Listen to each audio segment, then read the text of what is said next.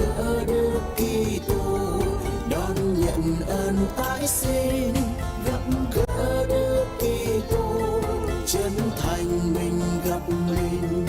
Gặp gỡ Đức Kitô, nảy sinh tình đệ huynh. Nguồn suối nếu bê tắc thì dòng sông mau cạn khô. Tình yêu không Kitô, ôi tình yêu sao cần côi. Vì Chúa trên nguồn suối, nguồn yêu thương vô biên.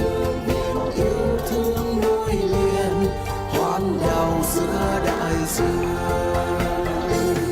Gặp gỡ Đức Kitô, biến đổi cuộc đời mình. Gặp gỡ Đức Kitô, đón nhận ơn tái sinh. Gặp gỡ Đức Kitô, chân thành mình gặp mình. Gặp gỡ Đức Kitô, nảy sinh tình đệ huynh. Cuộc sống kiếp lữ khanh, lộ trình xa ôi thật xa. Đường nguy nan phong ba, đơn độc sức hơi kiệt ngã.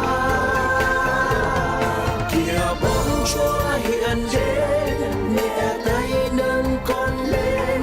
Lời an như mẹ hiền, chính Ngài Chúa bình yên.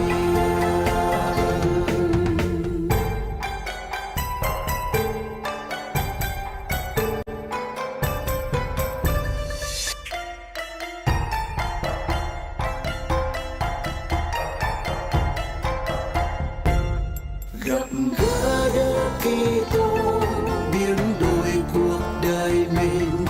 Gặp gỡ Đức Kitô, đón nhận ơn tái sinh. Gặp gỡ Đức Kitô, chân thành mình gặp mình. Gặp gỡ Đức Kitô, nảy sinh tình đệ huynh. Nguồn suối nếu bê tắc thì dòng sông mau cạn khô. Tình yêu không Kitô, ôi tình yêu sao cần côi.